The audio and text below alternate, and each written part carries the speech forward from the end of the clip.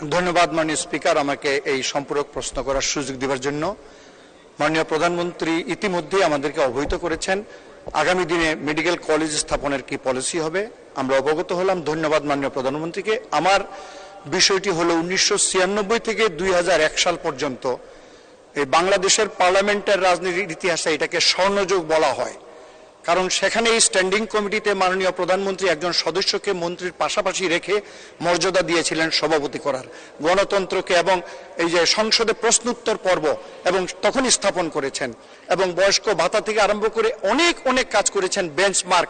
আর এর মধ্যে অনেক দিন পর্যন্ত বাংলার ইতিহাসে স্বাস্থ্য সেবার ক্ষেত্রে মাননীয় প্রধানমন্ত্রী শেখ হাসিনার নাম লিপিবদ্ধ থাকবে এই কমিউনিটি ক্লিনিক করার জন্য। আমি এই কমিউনিটি ক্লিনিকে আমি ভিজিট করেছি। প্রতিদিন সকালে 300 থেকে 400 মা বোন সেখানে আসে চিকিৎসা সেবা নেবার জন্য, এবং এটা এত জনপ্রিয় হয়েছে, মানুষের আস্থার স্থল হয়েছে। তাই মাননীয় প্রধানমন্ত্রীর কাছে আমার বিনীত প্রশ্ন যে এই সীমিত অর্থের মধ্যেও স্বাস্থ্য খাতে আগামী বাজেটে কিছু অর্থ বৃদ্ধি করে ভবিষ্যতে 5 বছর মেয়াদী একটা পরিকল্পনা নিয়ে কমিউনিটি ক্লিনিককে 5 শয্যা বিশিষ্ট হসপিটালে কোনো সুযোগ আছে কিনা মাননীয় প্রধানমন্ত্রীর কাছে আমার বিনীত প্রশ্ন। ধন্যবাদ।